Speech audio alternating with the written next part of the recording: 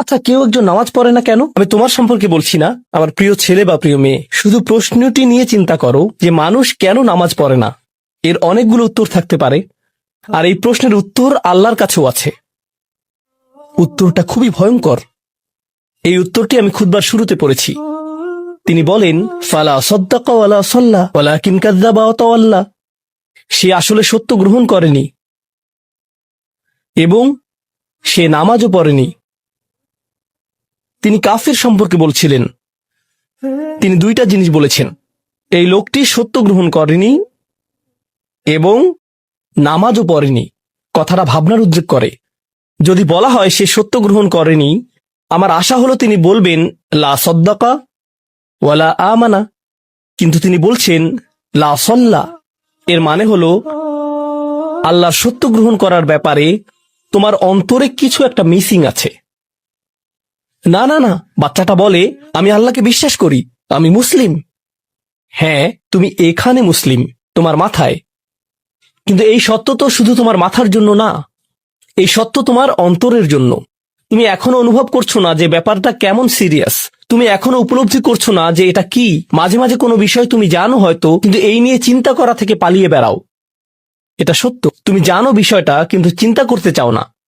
আর তাই এটা যেহেতু মিসিং, ঠিক এই কারণে আমি সহজেই নামাজের কথা ভুলে যাই কখনো কখনো, এবং তুমিও ভুলে যাও কখনো কখনো। এমনটা ঘটে কারণ আমাদের অন্তর কিছুটা বিভ্রান্ত হয়ে পড়ে। দিনের এই সত্যতা, আল্লাহকে সেই সত্যটা, সেই অকাট্য সত্যটা আমাদের মস্তিষ্কের পেছনের কোনো একটা সেলফে গিয়ে পড়ে থাকে। আমরা অন্য কিছুতে ব্যস্ত হয়ে পড়ি এবং এই নিয়ে আর চিন্তা করি না। আল্লাহ এটাই বলেছেন। সুতরাং তোমার নামাজ পড়া আল্লাহর প্রয়োজন নেই। এমনকি তুমি যদি নামাজ পড়ো, আমি পড়তে বলছি এই কারণে, তখন কি করো? নামাজের জন্য কিভাবে নিয়ত করো? তখন আমি 4 রাকাত নামাজ পড়বো, দাঁড়ালাম, কারণ আমার আব্বা বারবার পড়তে বলছেন। আল্লাহু আকবার। নবী সাল্লাল্লাহু আলাইহি সাল্লাম আমাদের বলেছেন, নিয়ত সঠিক না হলে কাজের কোনো মূল্য থাকে না। ইন্নামাল আমালু বিন্নিয়াহ, ইন্নামাল আমালু বিন্নিয়াত। এমনকি যদি তুমি কাজটা করেও থাকো কিন্তু তোমার নিয়ত ছিল আমি শুধু তোমাকে বিরক্ত করি, এটাই তোমার নিয়ত, তখন এই নামাজ আমার যেমন কোনো উপকার করবে না, ঠিক তেমনি তোমারও কোনো উপকার করবে না। তোমার সত্যিকারের আন্তরিক নামাজ থেকে একমাত্র যে উপকৃত হবে সে হলো তুমি নিজে। এখন এটাই সেই প্রশ্নের উত্তর যে কেন একজন মানুষ নামাজ পড়ে না। আরো 2টা কথা তোমার সম্পর্কে বলতে চাই। তার মাঝে একটা হলো নামাজ পড়ার উদ্দেশ্য কি, কোন কারণে পড়ব। কারণ তুমি হয়তো ভাবছো নামাজ পড়ার উদ্দেশ্য হলো তুমি যেন জাহান্নামে না জ্বলো। নামাজ পড়ার উদ্দেশ্য হলো তুমি যদি নামাজ না পড়ো আল্লাহ তোমাকে ঘৃণা করবেন। নামাজ পড়ার উদ্দেশ্য হলো তুমি যদি নামাজ না পড়ো তুমি শাস্তি পাবে, অথবা তুমি আর মুসলিমই থাকবে না, ফেরেশতারা তোমাকে অভিশাপ দিবে। সমস্ত নেতিবাচক বিষয়। আল্লাহ ওই সমস্ত উদ্দেশ্যের কথা উল্লেখ করেননি। নেতিবাচক কিছু থেকে মুক্তি পাওয়া নামাজের মূল উদ্দেশ্য নয়।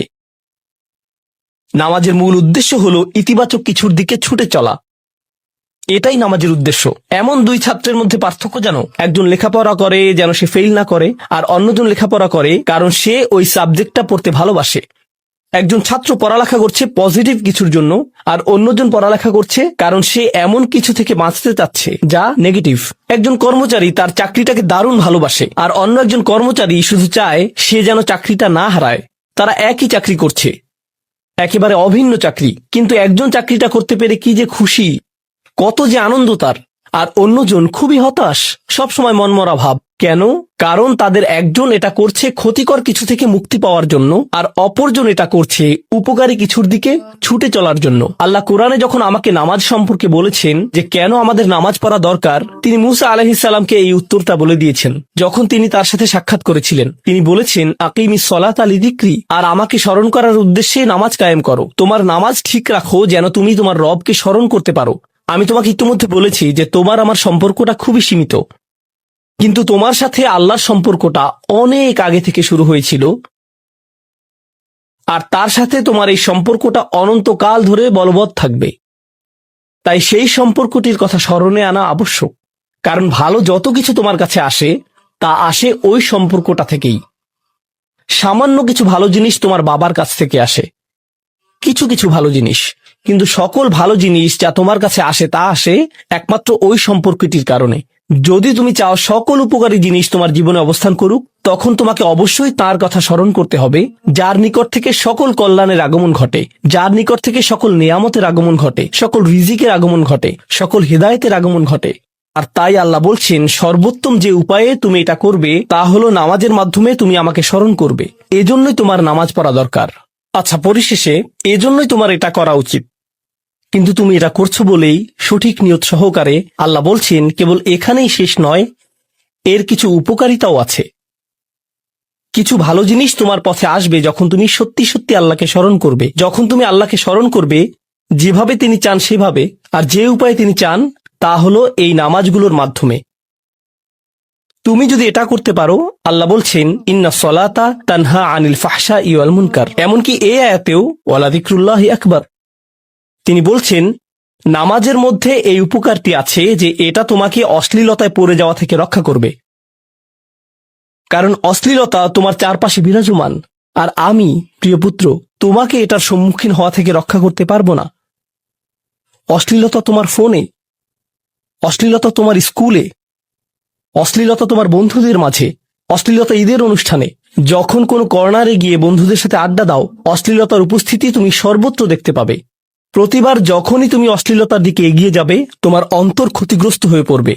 আর আল্লাহ বলছেন, যদি তুমি এই নামাজগুলো আদায়ে যত্নবান হও, এগুলো তোমাকে অশ্লীলতার করাল গ্রাস থেকে রক্ষা করবে।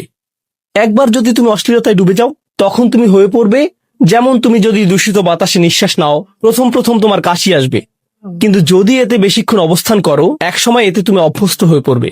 অশ্লীলতাও ঠিক এরকম।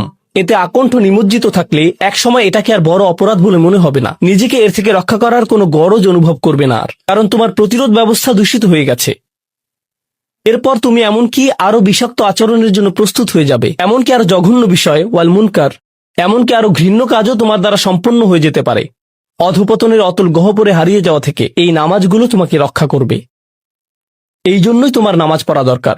এই সমস্ত কারণেই তোমার নামাজ পড়া প্রয়োজন। আমি বলেছি এই জন্য না। এই সমগ্র ভ্রমণের শেষে সিদ্ধান্তটা সম্পূর্ণরূপে তোমার। কারণ আল্লাহ হয়তো আগামীকালই আমাকে নিয়ে যেতে পারেন, আল্লাহ হয়তো আমাকে 1 বছরের মধ্যেই নিয়ে যেতে পারেন। তোমার এবং আমার মাঝে যে এই সম্পর্কটা বর্তমানে আছে, এমনকি যদি আমরা 100 বছরও বাঁচি, আমরা এর চেয়ে বেশি বাঁচতে পারবো না। একটা সময় আছে যখন এর সমাপ্তি ঘটবে। কিন্তু ওই সম্পর্কটি, তুমি যদি সত্যিই ওই সম্পর্কটি সম্মান করতে চাও, নামাজ পড়ো। তোমার প্রতি এটাই আমার উপদেশ। এখন আমি পিতামাতার উদ্দেশ্যে কথা বলবো। এটা হবে ছোট্ট একটা রিমাইন্ডার আমার জন্য এবং আমাদের সবার জন্য, আমাদের পিতামাতাদের জন্য। সন্তানাদি আল্লাহ প্রদত্ত একটা নিয়ামত। তাদেরকে এজন্য দেওয়া হয়নি যেন আমরা তাদের নিয়ন্ত্রণ করতে পারি। যত বেশি আমরা তাদেরকে নিয়ন্ত্রণ করতে চাইব, তত বেশি হতাশ হব সকল অবস্থাতেই। আমি দেখেছি এমনটা, বিশেষ করে যে পরিবারগুলো তাদের সন্তানদের দ্বীনের সুরক্ষা করতে চায়, তারা যত বেশি সন্তানদের উপর জোর করে দ্বীন চাপিয়ে দিতে চায়, তত বেশি ওই ছেলেমেয়েগুলো অদ্ভুত সব উপায়ে বিদ্রোহ প্রকাশ করে। কারণ যে বিষয়টা আল্লাহ চান আপনি তাদেরকে প্রদান করুন, আপনার ছেলে মেয়েদের কাছে আপনার যে সুযোগ আছে, সেটা তাদেরকে আপনার আদেশ নিষেধ মানতে বাধ্য করার জন্য নয়। সুযোগটা এই জন্য দেয়া হয়েছে যেন আপনি তাদেরকে এমন সব বিষয়ে চিন্তা করাতে পারেন যা শুধু আপনার পক্ষেই চিন্তা করানো সম্ভব। তাদেরকে এমন সব বিষয়ে পছন্দ করাতে পারেন যা শুধু আপনার পক্ষেই পছন্দ করানো সম্ভব। আপনার বাচ্চাটা বাস্কেটবল পছন্দ করে কারণ সে আপনাকে বাস্কেটবল খেলতে দেখেছে। সে প্লে স্টেশন পছন্দ করে কারণ সে তার বাবাকে প্লে স্টেশনে খেলতে দেখেছে। এভাবে আপনি বাচ্চাটার অন্তরে কোনো কিছুর জন্য ভালোবাসা তৈরি করে দিতে পারেন, কারণ আপনি যেরকম, আপনার পক্ষে এটা করা সম্ভব। আর যখন বাচ্চাদেরকে বলতে থাকেন তোমার হোমওয়ার্ক করো, তোমার হোমওয়ার্ক করো, আপনার সন্তানের বয়স যখন 40 হবে, সে তখন বলবে না আমি হোমওয়ার্ক ভালোবাসি, কিন্তু 40 বছর বয়সেও সে বলবে আমি বাস্কেটবল ভালোবাসি, আমার বাবা সবসময় বাস্কেটবল খেলতেন। আপনি যা ভালোবাসেন তা ট্রান্সফার হয়ে তার কাছে চলে যায়, আর যা করতে বলেন তা প্রত্যাখ্যাত হয়ে যায়। এমনটি আপনার ক্ষেত্রেও ঘটেছিল। আপনার ছেলে মেয়েদের কথা ভুলে যান, আপনার নিজের বাস্তবতাও এটাই। আপনার বাবার কিছু কিছু জিনিস যে আপনি এখনো পছন্দ করেন, তা ভালোবাসার মাধ্যমে আপনার নিকট ট্রান্সফার হয়েছিল। আর আপনার বাবার ওই ব্যাপারগুলো আপনি অপছন্দ করতেন যা তিনি জোর করে আপনাকে গেলাতে চেয়েছিলেন। এখানে উপবিষ্ট প্রত্যেকের বাস্তবতা এটাই, শুধু সেগুলোই গ্রহণ করেছি যেগুলো ভালোবাসার মাধ্যমে হস্তান্তরিত হয়েছিল। ঠিক এই ইশারাটাই আমাদের পিতামাতাদেরকে দেয়া হয়েছে সূরাতুল ইসরার এই আয়াতে। রব্বির হামহুমা কামা রব্বায়ানি সগীরা। রব্বায়ানি মানে যখন তারবিয়া ব্যবহার করা হয় একটি চারা গাছ বড় করার জন্য, আপনাকে চারা গাছটির যত্ন নিতে হবে, এর সযত্নে প্রতিপালন করতে হবে। গাছটির প্রতি চিৎকার চেঁচামেচি করলে তো হবে না, তাড়াতাড়ি বড় হও, তাড়াতাড়ি লম্বা হও। আপনার একে সময় প্রদান করতে হবে। অনেক সময় পোকামাকড় এসে এর পাতাগুলো খেয়ে ফেলতে চাইবে, আপনাকে তখন পোকামাকড় সরিয়ে দিতে হবে। কখনো কখনো একটু কঠোর আচরণ করতে হবে, শুধু অতটুকুই যেন পোকামাকড়গুলো দূর হয়ে যায়। এরপর আবারও এতে পানি দিতে হবে। আমাদের বাচ্চাদের সাথে আমাদের উদাহরণটা ঠিক এমনই।